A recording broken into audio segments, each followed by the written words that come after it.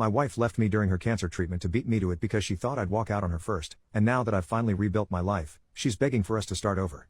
I met my wife, I'll call her Anna, during our first year of university.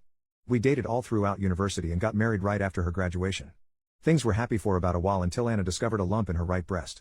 I encouraged her to have it checked out. She was reluctant to do so, but ultimately did because breast cancer runs in her family. And sure enough, that's what she had. The good news, if it can be considered good news, was that the breast cancer she had was extremely treatable with chemo and radiation. Based on her family history, her doctor also recommended a double mastectomy for her. This put Anna in a really dark place. I suggested she go to therapy, but she outright refused and said she never wanted to hear me suggest that again. So I did my best to be encouraging and supportive to her. I took time off work to be at every appointment with her. I took on 100% of the household chores both inside and out. I did all of the shopping. I drove Anna everywhere she wanted to go. I planned out special dates for us. I gave her an hour-long foot massage every night. I literally did whatever I could to help. About 6 weeks into her treatment, Anna brought up the idea of going to stay with her sister Sarah for a week. This honestly relieved me as I was burning the candle at both ends trying to accomplish everything, and I thought some time apart would help the both of us. 2 nights into her stay with Sarah, Anna called me and said she wanted a divorce. She said she had read a lot about men who abandon their wives when their wives get sick, and that she was determined to leave me before I could leave her. I can't put into words how much this crushed me. I loved my wife. She was my everything. I begged her to reconsider. I told her I had never thought of leaving her, not even once. I asked her again to go to therapy, but she refused again. I asked her to go to couples therapy with me. She wouldn't. I asked her what I could do to convince her I wanted to stay. She said there was nothing, that I am a man and therefore I would leave. End of story. It took about a year because of where we lived, but eventually everything was finalized. I ended up selling the house and splitting the proceeds between me and my now ex-wife. I didn't want to stay in that town anymore, so I put in a transfer request at my job and ended up moving to a town about 2 hours away.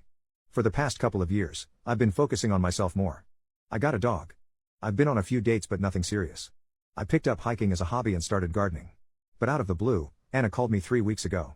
She said she'd been in town on a trip with friends and saw me, and all of her old feelings rushed right back to her. She said she was sick and out of her mind at the time, and that I couldn't hold her words or her actions against her. She said she still loved me, that she always had, and that she regretted leaving me. She begged me to give her another chance. I'm so confused. If I'm being honest, I still love Anna, but I'm no longer in love with her, if that makes sense. She broke my heart. I was devastated when she ended things. It took me a long time to get my head on right. But I also know she really was in a bad place because of the cancer. Do I owe it to her and what we had to hear her out? I'm scared that if we reconnect, I'll always feel like she'll have one foot out the door. But maybe that's unfair? I don't know what to do. Should I give her another chance like she wants? Relevant comment: I never recommend couples getting back together unless the issues that drove them apart are fixed. Cancer was not the problem. Lack of communication, trust and a willingness to compromise was, on her end. She made unilateral decisions without caring how it affected you. She refused therapy. The way you're writing this, it's still all about what she wants. Which sounds like the dynamic that destroyed your marriage. So what changed? I wouldn't do it. But if you want to open the door, you need to start with brutally honest couples therapy, and her active and honest participation is non-negotiable and a deal-breaker otherwise. Have the therapy to hash out and bury the past, and see if dating is an eventual possibility. You guys need to start from scratch. And it's okay if you try it and you can't move on like she expects you to. She hurt you, regardless of her motivations. Sometimes you can't undo things. Update 4 days later. Firstly, I'd like to say thank you to everyone who left comments on my original post. I now know what people mean when they say RIP my inbox. Many of you suggested I reach out to my ex-wife Anna for an in-person conversation. The overwhelming consensus was that meeting her in person would tell me all I needed to know. And you were right. That seemed reasonable to me. I texted her and she jumped at the chance to meet up, and we did so yesterday after I was done work. I chose to ask her to meet at a local coffee shop. Maybe it sounds bad, but I didn't want to meet her at my house or anywhere private just in case.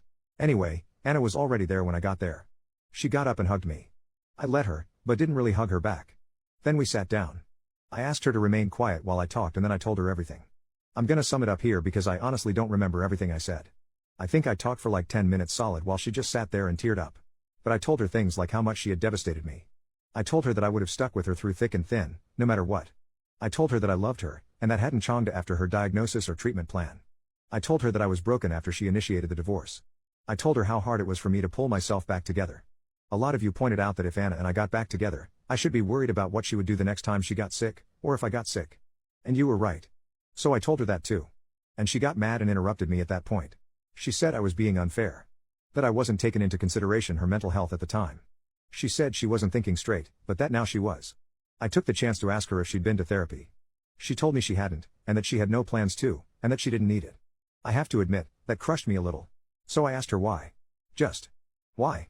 It's the one question I've really wrestled with over the months.